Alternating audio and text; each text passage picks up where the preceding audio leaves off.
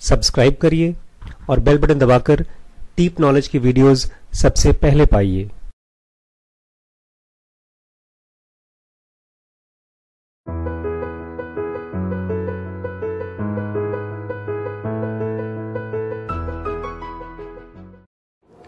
नमस्कार दोस्तों, मैं हूं Ashish Shukla from deep knowledge और हम लोग दुनिया में जो सबसे अच्छे आइडियाज़ हो सकते हैं स्टार्टअप चालू करने के, वो हम सीखने की कोशिश कर रहे हैं। और खाली जब मैं बोलता हूं अच्छे स्टार्टअप्स का मतलब ये नहीं कि आपने थोड़े बहुत पैसे कमा लिए, आपने घर बना लिया, आपने गाड़ी बड़ी बना ली। बहुत बड़ी कंपनी जब बनाने की बात होती है तो ये बहुत लंबी रेस है। जैसे कोई मैराथन की रेस हो तो बहुत लोग इसको छोड़ देंगे, साथ छोड़ देंगे। बहुत कम लोग होते हैं जो स्टार्टअप चालू करके बहुत दूर तक जाना चाहते हैं। आमतौर पे जो लोग स्टार्टअप चालू करना चाहते हैं वो खाली कुछ दबी इच्छाएं हैं लोगों में फेमस बनने की या तो थोड़ा सा अमीर दिखने की, इसलिए लोग स्टार्टअप चालू करते हैं। या एक और वजह से भी लोग स्टार्टअप चालू करते हैं क्योंकि अपनी रोज़मर्रा की लाइफ से बहुत परेशान है। वो 3 तरह के लोग होते हैं, आप समझेंगे, जो लोग दुनिया में एग्जिस्ट करते हैं काम धाम को लेकर के। एक तो होते हैं सबसे बेसिक वाले आलसी लोग, कुछ काम धाम करना नहीं चाहते। वो चाहते हैं कि बस थाली पे परोस के उनको दे दिया जाए।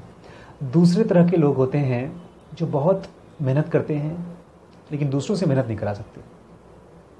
तीसरे जो होते हैं उनको लेवल 4 लीडर बोलते हैं।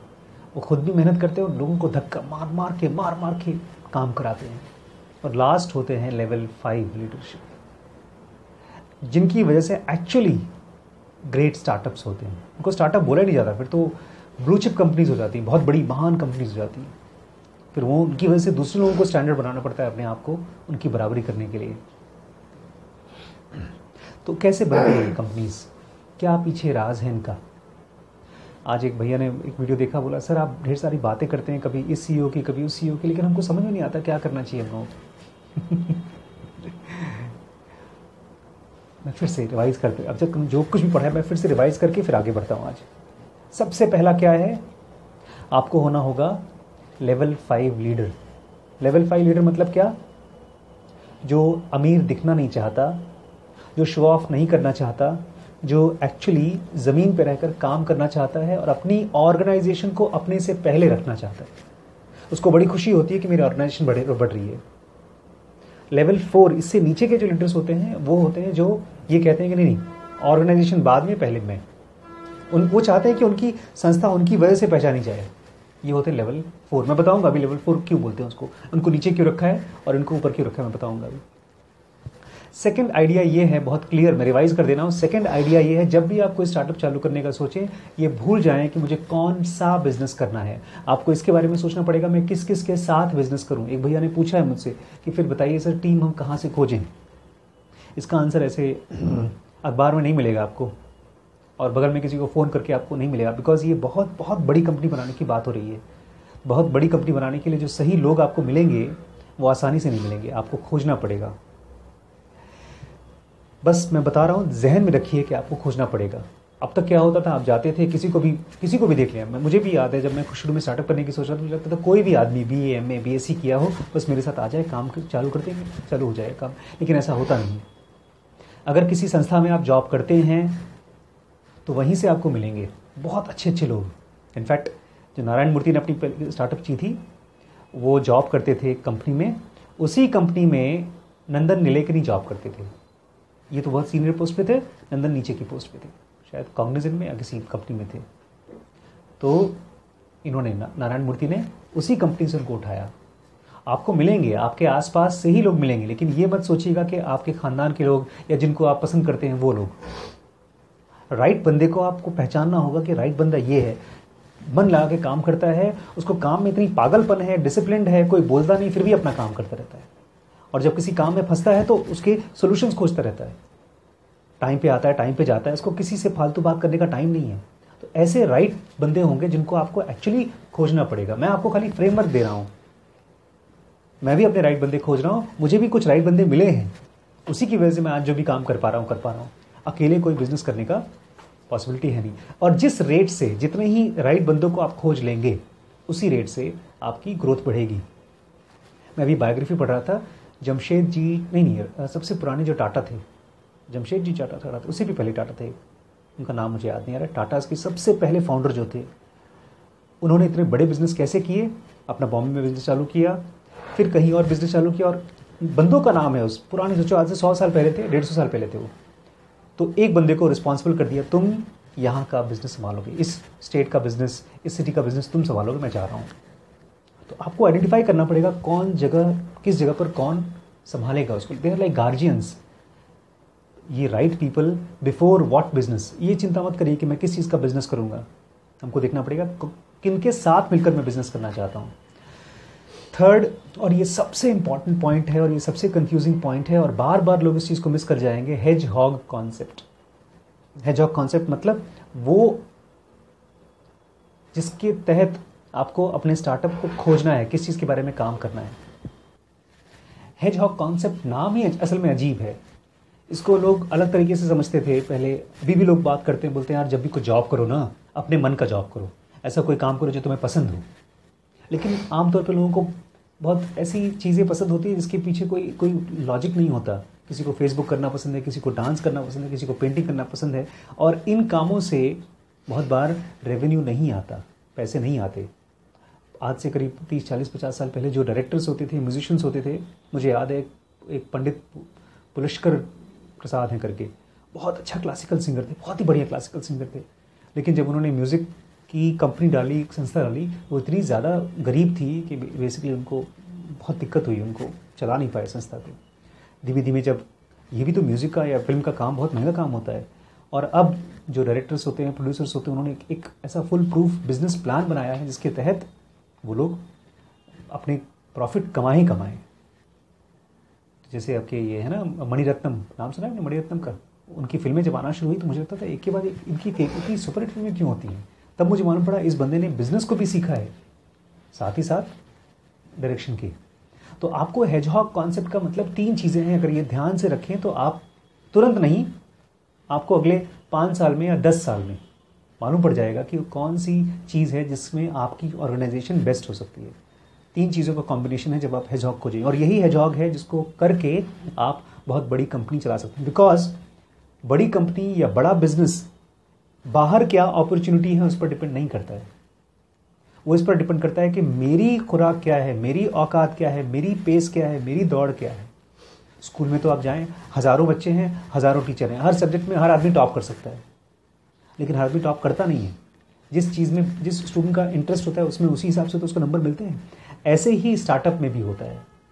आप केवल इसलिए कंप्यूटर बिजनेस से चलेंगे क्योंकि उसमें बहुत स्कोप है, तो ज़रूरी नहीं कि आप सक्सेसफुल हो जाएंगे।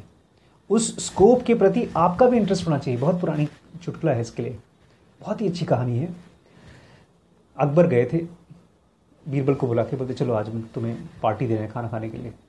गाजर का हलवा दिखाया तो बोलते हैं चलो खाओ। बीरबल बोलते हैं बहुत अच्छा है, जिले लाई, लेकिन वो नहीं है। फिर आगे कढ़ी, खीर, पता नहीं क्या क्या दिखाते रहे, और हर खाने के बाद बीरबल क्या बोले, बहुत बढ़िया है जिले लाई, लेकिन वो नहीं है। बोलते हैं अरे बीरबल क्या नहीं है, वो क्या नहीं है? तो बोलते हैं भूख नहीं है। तो इसमें भूख आता है मतलब इंटरेस्ट। अगर आपको नहीं मन कर रहा है तो जबरदस्ती आप नहीं कर सकते यार। इंटरेस्ट कोई ऐसी चीज़ है ना जो आती है तो आती है, नहीं आती तो नहीं आती। आपको खोजना पड़ेगा इंटरेस्ट, किस चीज़ में आपको सुबह उठकर लगता है यार मुझे मज़ा आएगा, आज मैं जाकर काम करूँगा। एक फिल्म एक्टर हैं, बहुत फेमस एक्टर हैं, वो इसके लिए बोलते हैं, फिर एक्टिंग के लिए बोलते थे मुझे तो बहुत पसंद है एक्टिंग, और जब मुझे एक्टिंग के लिए पैसा मिलना शुरू हो गया तो सोने पे सुहागा। तो आपको ये काम खोजना पड़ेगा जिसमें आपको बहुत पसंद हो और उस काम में आप और बेटर बनना चाहें रोज़ रोज़ रोज़ रोज़। प्लस आपको अपने बिजनेस में जो भी काम कर रहे हैं, ये बहुत मुश्किल क्वेश्चन है, लेकिन इस मुश्किल क्वेश्चन का आंसर खोजेंगे तभी आप एक बहुत बड़ी संस्था बना सकते हैं। इतना आसान नहीं है, लेकिन इम्पॉसिबल भी नहीं है। खोजेंगे तो मिल जाएगा। आपके बिजनेस में चाहे थोड़ा ही मिलता हो, प्रॉफिट पर एक्स खोजना होगा कि किस चीज़ पर हम अपने ग्रोथ को मेजर करें। शुरू में हो सकता है आपको मिले, फिर उसको चेंज करना पड़े, फिर उसको बदलना पड़े 3 बार 4 बार 10 बार, लेकिन आपको तो इस चीज़ के लिए आपको इकट्ठा करना पड़ेगा। इंटेलिजेंट लोग, अपनी जो 2 लोगों की टीम है, 4 लोगों की टीम है, 10 लोगों की टीम है, इनको धीमे धीमे इकट्ठा करेंगे। हो सकता है आपकी कंपनी में जॉब नहीं करते, हो सकता है आपके पेरेंट्स हो, आपके गार्जियंस हो, आपके फ्रेंड्स हो जो अलग अलग काम करते हो, लेकिन फिर भी सब मिल करके एक चीज़ के बारे में सोचना चाहते हैं। तो अगर महीने में 2 महीने में भी डिस्कस कर रहे हैं मिल करके, तो आपको अपना हेजहॉग धीमे धीमे क्लियर हो जाएगा। अगर आपकी किस्मत अच्छी है तो हो सकता है आपकी हेजहॉग जल्दी मिल जाए। बट जब तक हेजहॉग नहीं मिलता, जब तक आपको क्लैरिटी नहीं आती कि मेरा फेवरेट बिजनेस क्या है, ऐसी कौन सी चीज़ को मैं करूँगा तो सक्सेसफुल होऊंगा, प्लीज़ रोक के रखिए। दिक्कत यही होती है कि जिनको समझ में नहीं आता वो भी अपना ग्रो करना चाहते हैं, यही दिक्कत होती है। आज मैं आपको बताऊंगा कि जब कंपनीज ग्रो करने में बड़ा आसान है, पता है। गए अमीर लोग हमेशा चाहते हैं हम पैसा किसी चीज़ में लगाएं। आपने एक अच्छा बिजनेस आइडिया बता दिया, उनसे पैसे लगवा लिए, कुछ लोगों को नौकरी पे लगा दिया, और जो कुछ लोगों को नौकरी पे लगाया ना, वो लोग कहीं ना कहीं नौकरी करते थे। अच्छे लोग इकट्ठे हुए या जो भी लोग इकट्ठे हुए आपके भरोसे आपकी कंपनी में जॉब कर रहे हैं। थोड़ी कंपनी की ग्रोथ हुई, सिस्टम में क्योस आया, अब लोगों को समझ में नहीं आ रहा है, तो आप उसमें समझ में नहीं आ रहा है तो क्या करें, समझ में नहीं आ रहा है। आपने ले आए प्रोफेशनल मैनेजर्स, अच्छी अच्छी कंपनियों से मैनेजर्स बनाने लगे रूल, और रूल जैसे ही आया तो बदतमीज़ निकम्मे तो काम वैसे भी नहीं करते थे, जो दो चार अच्छे काम करने वाले थे वो भी निकल के चले जाते हैं। इसी चीज़ का मैं सोल्यूशन बता रहा हूँ आज। कल भी यही डिस्कस किया था। इसको बोलते हैं कल्चर ऑफ डिसिप्लिन। इसको समझिएगा, बहुत इंपॉर्टेंट चीज़ है ये। एक बहुत बड़ी कंपनी है, उसका नाम है क्रिसलर, और उसके क्रिसलर नाम समझ लीजिएगा, वो बैंक्रप्सी पे जा रही थी, ख़त्म हो रही थी कंपनी, बहुत स्लो ग्रोथ थी। फिर उसको रिवाइव करने के लिए एक लेवल 4 लीडर आया। लेवल 4 मतलब जो सब कुछ बदल देगा, ऐसा हीरो टाइप का आया। उसका नाम था ली इयाकोका। क्या नाम था? ली इयाकोका। उसकी बायोग्राफी पढ़ी है मेरे पास, पढ़ने का मन नहीं किया मुझे। थोड़ा समझिए कैसा आदमी था, तो उसके बाद मैं बताऊंगा कि ऐसा आपको नहीं होना है, कैसा होना है, किस तरह की कंपनी का आपको बनना है। जब क्रिसलर ने आया उस कंपनी में, क्रिसलर कंपनी में ली इयाकोका आया, बिजनेस वीक लिखती है simply the man the dictator ली, डिक्टेटर की तरह था। बोलता है Iacocca became president of Chrysler in 1979 and imposed his towering personality to discipline organization in shape। बोलते हैं ये सब बकवास चल रहा है यहाँ पे, सब तुम लोग बेकार तरीके से हो, यहाँ पर एनार्की है। एनार्की समझते हैं क्या होता है? जिसकी जो मर्जी आए सो करे। अगर यहाँ से अभी आप शहर से पुलिस को हटा दीजिए, गवर्नमेंट को हटा दीजिए, तो जो होगा जंगल राज, उसको बोलते हैं एनार्की। तो बोलता है हमारी कंपनी में एनार्की है, उसको मैं ठीक करूँगा। और उसके बाद उसने ही रोट फर्स्ट ईयर में उसने पूरी तरह से मैनेजमेंट स्ट्रक्चर को बदल दिया। स्ट्रिक्ट फाइनेंशियल कंट्रोल लगाए कि कौन कौन कितना बजट मिलेगा, किसको कितना पैसा मिलेगा, ये सब चीज़ों का। उसने क्वालिटी कंट्रोल मेजर किए कि हर चीज़ को कंट्रोल किया जाएगा, क्वालिटी चेक की जाएगी, और इस तरह से उसने कंपनी को रिवाइव किया। बहुत अच्छा काम किया। लेकिन ये वो CEO नहीं जिसकी तरह आपको बनना है। क्यों? कंपनी बैंकरप्ट होने वाली थी, धीमे धीमे रिवाइव हो गई। बल्कि इसके बारे में कहा जाता है, ध्यान से सुनिएगा, कि ये इंडस्ट्री का मैन्युफैक्चरिंग इंडस्ट्री का एक वन ऑफ द बिगेस्ट, क्योंकि जब कंपनीज खत्म होती है ना, मुझे याद है टाटा, रतन टाटा एक उन्हीं की कंपनी थी, खत्म हो रही थी, उसको रिवाइव नहीं कर पाए थे। बहुत मुश्किल है रिवाइव करना, मतलब जैसे कोई मरता हुआ मरीज को ठीक करना, एकदम मरने वाला, ऐसे ही उनकी कंपनी रिवाइव कर दी इन्होंने। ठीक है, उसके बाद क्या हुआ? बोलते हैं जब ये आए थे, अपने आप को बोलते थे मैं आर्मी सर्जन की तरह हूँ, जो बकवास चीज़ उसको काटा, जो इंपॉर्टेंट उसको रखा। अच्छा, लेकिन जब इंडस्ट्री रिवाइव हुई, मतलब कि कंपनी रिवाइव हुई, पैसे रुपए आना बढ़ना शुरू हो गए, उसके बाद क्या हुआ? Mid way through his tenure, जब थोड़ा बहुत चला, उसके बाद क्या हुआ? इयाकोका सीम्ड टू लूज फोकस। उनका फोकस थोड़ा सा ढीला हो गया, ध्यान कहीं और चला गया। वॉल स्ट्रीट जर्नल, मतलब जो मैगजीन थी, उसने लिखा mister Iacocca headed Statue of Liberty renovation. Statue of Liberty जानते हैं? जैसे इंडिया में ताजमहल है, ऐसी वहाँ पर स्टैच्यू ऑफ लिबर्टी है। तो गवर्नमेंट को उन्होंने हेल्प करना शुरू कर दी। काम करते हैं इस कंपनी के लिए, क्रिसलर के लिए, और गवर्नमेंट को हेल्प करना शुरू कर दिया। सोचिए, मैं हूँ, मेरा काम है चंदन में नौकरी करना और अपने घर को संभालना, और मैं पड़ोस वाले का जाके घर साफ सफाई करना शुरू कर दूँ, या मुझे DM ऑफिस से ऑर्डर आए कि चलो शहर के एक पार्क को साफ़ करना है, तो मैं अगर नौकरी छोड़ करके पार्क साफ़ करने जाऊँ तो मेरा घर तो गया। वही हुआ इनके साथ। इन्होंने गवर्नमेंट की स्टैच्यू ऑफ लिबर्टी को रिनोवेट करने के प्लान में घुस गए, और उसके बाद कांग्रेस, मतलब जो गवर्नमेंट की कांग्रेसमैन थी, उनको बजट कैसे ठीक करते हैं उसमें घुस गए, और एक बुक लिखने के बाद दूसरी बुक लिखने में घुस गए, और इसके बाद उन्होंने न्यूज़पेपर में एक आर्टिकल का कॉलम लिखना शुरू कर दिया। उसके बाद उन्होंने इटालियन विला खरीदा, और बाद में इटालियन एक पूरा रियल एस्टेट खोला जहाँ पर ज़मीनें खरीदी और बेची जाती हैं। पक्का नहीं है कि इसी की वजह से क्रिस्लर ख़त्म हुई, लेकिन क्रिस्लर को बहुत बड़ा झटका लगा क्योंकि उनके यहाँ सीईओ जो थे वो कम ध्यान दे रहे थे। रिवाइव उन्होंने किया, लेकिन फिर उन्होंने ध्यान देना बंद कर दिया।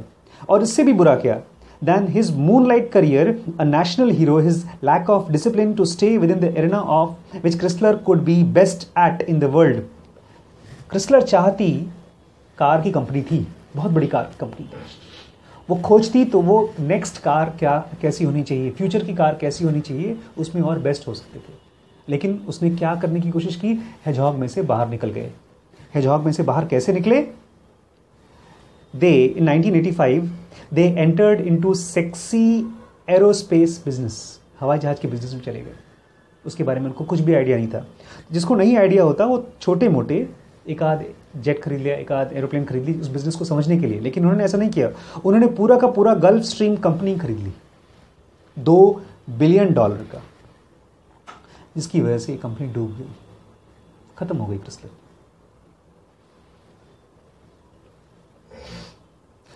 शुरू के फेज़ में क्रिस्लर का जो पहला 10 साल का फेज़ था जॉब, उन्होंने क्रिस्लर को रिवाइज किया। सेकंड टेन्योर में 10 साल के फेज़ में कंपनी का स्टॉक 31% नीचे आ गया, और थर्ड फेज़ में जब वो कंपनी में थे, निकलने वाले थे, कंपनी ऑलमोस्ट बैंकरप्ट हो गई। क्यों? बिकॉज फोकस किया शुरू में, बाद में उन्होंने कंपनी के पैसे से, कंपनी के टाइम से किसी और चीज़ में ध्यान देना शुरू कर दिया। ये होता है जब आप कल्चर ऑफ डिसिप्लिन भूल जाते हैं। कल्चर ऑफ डिसिप्लिन पता है क्या है? 3 चीज़ें हैं। राइट पीपल, समझदार लोग पहले इकट्ठा करिए, उसके बाद राइट थिंकिंग, उनको एक सही चीज़ पर ध्यान दिलवाओ। किस चीज़ पर? कि तुम्हारी कंपनी का मेन काम क्या है। आप सुबह आते हैं यहाँ पे, और इस जगह पर हम आपको क्यों बुलाते हैं? ताकि आप इन वीडियोस को अटेंड कर सकें, सुन सकें, बुक्स को सुन सकें, इसी को काम कर सकें। लेकिन मान लीजिए आप यहाँ आकर बोले सर आज मैं आया हूँ, आज मैं वीडियो नहीं देख पाऊँगा, मुझे थोड़ा सा अम्मा को सब्जी काटने में हेल्प करनी है, या मुझे शीर्षक खेलना है, या मैम के साथ मुझे कुछ कहीं काम पे जाना है, कोई शॉपिंग करने जाना है, तो इसका मतलब ये है हम लोग अपने काम से भटक रहे हैं। यही कंपनियों में भी होता है। एक बहुत बड़ी कंपनी थी फिलिप मॉरिस, सिगरेट बनाती थी। जब न्यूज़ आई आज से काफ़ी साल पहले कि सिगरेट्स में कैंसर बनाने वाले तत्व होते हैं, तो उन्होंने डाइवर्सिफाई कर दिया। सोचिए कहाँ डाइवर्सिफाई किया होगा। एक बहुत बड़ी ऑयल टैंकर, जो नहीं शिप्स होती हैं, शिप्स खरीद लिया, 8-10 शिप्स। क्यों खरीदा? कोई लॉजिक था? हाँ, क्योंकि जो सीईओ था उसका दोस्त था, उसकी शिप्स की कंपनी थी, डूब गई कंपनी। और वहीं उसी समय एक और कंपनी थी, उसका नाम है, एक और कंपनी थी जिसने देखा कि सिगरेट में कैंसर है, तो उसने धीमे धीमे सिगरेट में भी इन्वेस्ट किया, और सिगरेट के नज़दीक, जैसे उसका ये कंज्यूमर प्रोडक्ट होता है सिगरेट, ऐसे ही और चीज़ें, कॉफ़ी में, चॉकलेट्स में, उसमें इन्वेस्ट करना शुरू किया। ये उसके काम से रिलेटेड था। अभी तक वो बची हुई है कंपनी, मैं उसका नाम कल बताऊंगा आपको। एक और फैंटास्टिक एग्जांपल देना चाहता हूँ कल्चर ऑफ डिसिप्लिन का। उसको सुनने के बाद शायद आपको कल्चर ऑफ डिसिप्लिन क्लियर हो जाए। मैं चाहता हूँ ये खून में बस जाए आपके, ताकि आप जब यहाँ से जाएं, कल को बड़े होकर किसी कंपनी में जॉब करें ना, तो जब लोग ये खोजें कि यार हमको राइट बंदे चाहिए अपनी कंपनी में काम करने के लिए, तो सीधे अमन और अनिल का नाम लिया जाए। क्योंकि इससे फ़र्क नहीं पड़ता कि आपकी क्वालिफिकेशन क्या है, इससे भी फ़र्क नहीं पड़ता कि आपको कितना आता है। फ़र्क इससे पड़ता है कि आप अपने मन के काम में घुस जाएं, और उस काम को करने में इतने घुस जाएं कि आप बेहतर बनते जाएं। भूल ही जाएं आप कि हम कितने बेहतर हैं। क्योंकि जो आदमी अपने काम में बेहतर हो जाता है ना, उसको भूल जाता है कि हम कितने बेहतर हैं। उसको खाली इतना याद रहता है कि नेक्स्ट क्या करना है मुझे, नेक्स्ट क्या करना है, यही ध्यान रहता है। न्यूकॉर नाम की कंपनी है, न्यूकॉर बनाती है स्टील। इनके यहाँ क्या कल्चर था पता है? ये पहली कंपनी जो मैंने ऐसे सुना है। थोड़ा सा मैं सुनाना चाहता हूँ, ध्यान दीजिएगा। जैसे ही इसके जो सीईओ थे, उनका नाम है केन इवारसन। 100% सक्सेस क्यों हुआ? क्योंकि उन्होंने, उनका जो कोर बिजनेस था स्टील बनाना था। स्टील बनाने के लिए उन्होंने अपनी पूरी टीम को, एग्जीक्यूटिव टीम को फोकस करा दिया केवल हेडजहॉग पे। कैसे फोकस कराया? $3.5 बिलियन की कंपनी हुई, और आमतौर पे जो बड़ी बड़ी 3.5 बिलियन की कंपनी होती है ना, उसमें अलग अलग हायरार्की के लेयर्स होते हैं। हायरार्की के लेयर्स समझते हैं?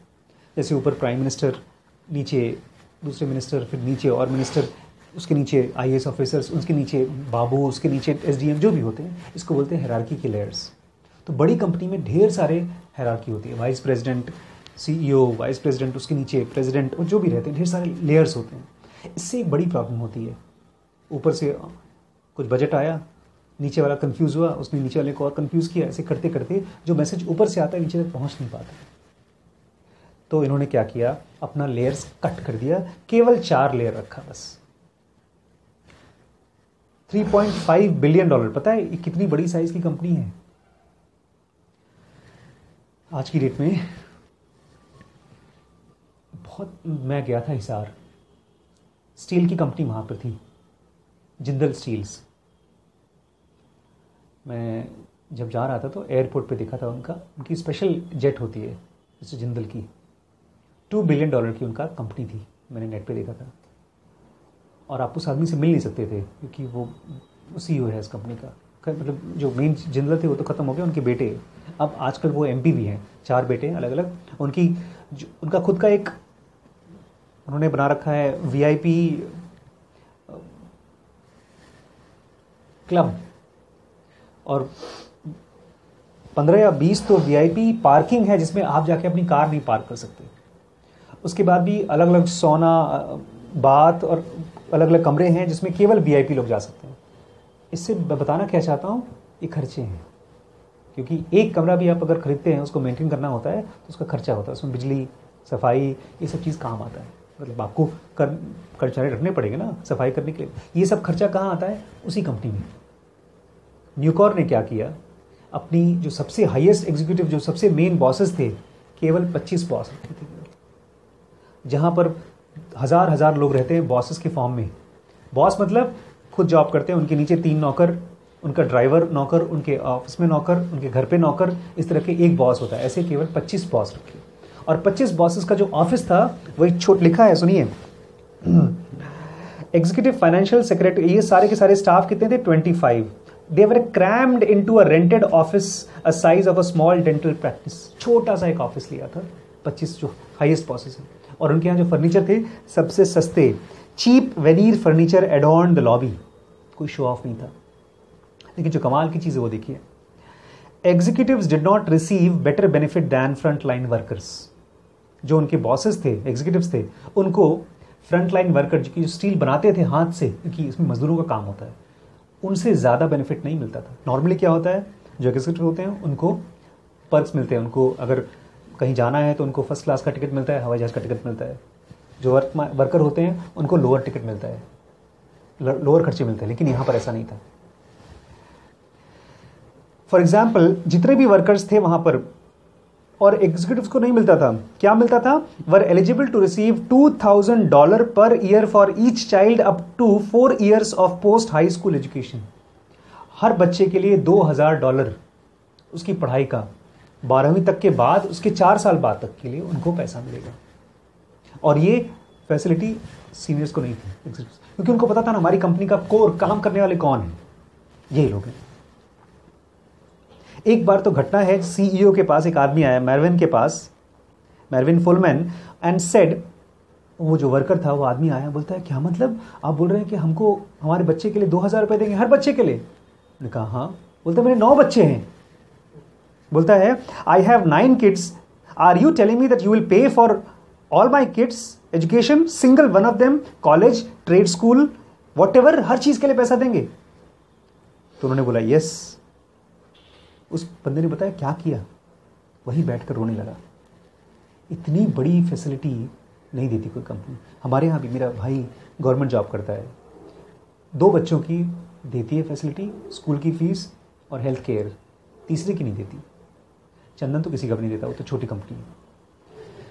सारे बच्चों की पढ़ाई लिखाई। और एक बार तो ये तो मज़ेदार है। एक बार आई विल नेवर फॉरगेट किस तरह से क्या हुआ। एक मजदूर जब जॉब करके आया, ज्वाइन करके आया, उसने बताया अपनी वाइफ को कि ये से फैसिलिटी मिलती है। और वाइफ को जब पता चला तो बोलती है अगर नौकरी छोड़ा तो डिवोर्स दे दूंगी। ये क्या है? ये एक कंपनी का फोकस है। नहीं तो जैसे से मैं बताया ना, ज़्यादातर लोग अमीर क्यों बनना चाहते हैं? ताकि एक ऐश की ज़िंदगी जिए। ऐश की ज़िंदगी मतलब ढेर सारा पैसा आए और खर्च कहाँ हो? हमारी बड़ी बड़ी कारों में, प्राइवेट जेट्स में। दिखाते भी तो हैं, फिल्मों में कैसे दिखाते हैं, उनको देख करके हमको लगता है बड़ी कंपनी बनानी है। लेकिन पूरी तरह से उल्टी कहानी है सर। बड़ी कंपनी में अगर आपको बनानी है तो आपको जितनी ऊंचा उठना है उतना ही स्ट्रिक्ट अपने लिए नियम रखने पड़ेंगे, अपने लिए रखने पड़ेंगे, तभी आप दूसरों को भी बोल सकते हैं। दो स्टैंडर्ड्स करेंगी तो कंपनी ग्रो नहीं करती, कंपनी खत्म हो जाती है। इलॉन मस्क 18 घंटे खुद काम करता है, 3 कंपनियों में एक साथ चलाता है। उसमें एक दिन उसका आर्टिकल आया था कि कैसे कैसे मैनेज करता है वो। उसका मेन जो ज़्यादातर काम होता है वो एयर, जब यहाँ से हवाई जहाज पकड़ के दूसरी जगह जाता है, उस बीच में हवाई जहाज के बैठने में काम करता है। यही तो कहानी मोदी जी की भी है। 18 घंटे काम करते हैं।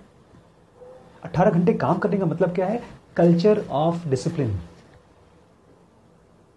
कल और बताऊंगा इसके बारे में।